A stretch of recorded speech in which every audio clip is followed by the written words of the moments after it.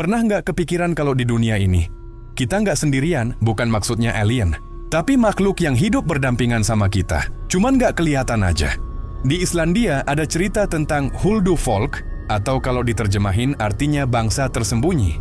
Mereka katanya tinggal di batu, di bukit, di balik kabut, dan di tempat-tempat yang manusia pikir kosong. Tapi, gimana kalau ternyata selama ini mereka beneran ada? Cuma kita yang nggak bisa ngelihat. Bayangin kamu lagi jalan di pedesaan Islandia, sepi, cuma angin yang kedengeran. Tiba-tiba GPS-mu berhenti, dan di depan ada batu besar yang katanya nggak boleh diganggu. Pemerintah aja sampai mindahin rute jalan cuma buat ngindarin batu itu. Kedengarannya aneh, tapi ini beneran kejadian. Dan kalau semua itu cuma mitos, kenapa banyak warga Islandia masih percaya sampai sekarang? Mungkin aja karena mereka tahu sesuatu yang nggak kita tahu. Oke, sekarang kita mulai dari awal. Kata Huldufolk muncul dari bahasa Islandia kuno, berarti hidden people, bangsa yang hidup tersembunyi dari pandangan manusia. Cerita tentang mereka udah ada dari ribuan tahun lalu, bahkan sebelum Kristen masuk ke Islandia. Menurut kepercayaan lama, Huldufolk hidup mirip kayak manusia. Mereka punya rumah, keluarga, ternak, bahkan kadang bantu manusia kalau diperlakukan baik. Tapi kalau diganggu, mereka bisa bikin hidup manusia berantakan. Ada satu versi cerita yang paling terkenal. Dulu banget, katanya, seseorang mau datang berkunjung ke rumah seorang ibu. Si ibu punya banyak anak, tapi cuma nyiapin sebagian anaknya buat disambut. Anak-anak yang kotor dan belum mandi dia sembunyiin di balik pintu. Waktu orang itu datang dan nanya, apakah ini semua anakmu? Sang ibu jawab, iya, cuma ini. Dan orang tersebut bilang, kalau begitu yang kamu sembunyikan akan tetap tersembunyi selamanya.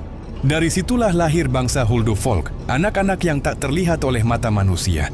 Kisah ini udah turun-temurun selama ratusan tahun.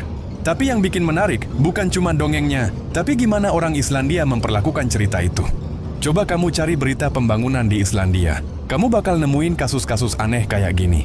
Ada proyek jalan raya yang ditunda berbulan-bulan cuman gara-gara batu besar di tengah rute. Katanya batu itu rumahnya bangsa tersembunyi. Tahun 2013, sebuah proyek jalan antara Alftanes dan Gardaber harus dialihin karena warga protes. Jangan ganggu rumah Huldufolk. Yang lucu, setelah rutenya diganti, alat berat yang sebelumnya sering mogok, tiba-tiba lancar. Kebetulan, atau mereka beneran marah waktu rumahnya mau digusur. Huldufolk dipercaya hidup selaras sama alam. Mereka nggak suka kalau manusia serakah, menebang pohon sembarangan, ngambil batu, atau ngerusak tanah tanpa izin. Makanya banyak orang Islandia yang sebelum mulai proyek suka ngadain ritual kecil, semacam izin ke penghuni alam. Nggak mesti percaya 100%, tapi cara berpikir itu bikin mereka lebih hati-hati dan menghormati lingkungan. Dan mungkin itu alasan kenapa alam Islandia masih seindah itu sampai sekarang. Gunungnya masih megah, airnya jernih, dan aurora masih menari di langit tanpa gangguan. Banyak warga yang ngaku pernah ngalamin kejadian aneh. Ada sopir truk yang bilang mesinnya tiba-tiba mati pas mau lewat jalan yang dihuni. Ada anak kecil yang katanya sering diajak ngobrol sama teman tak terlihat. Dan bahkan di beberapa daerah, pemerintah bikin peta kawasan sensitif. Bukan karena binatang langka, tapi karena daerah bangsa tersembunyi. Saking seriusnya, ada profesi unik di sana, elf communicator.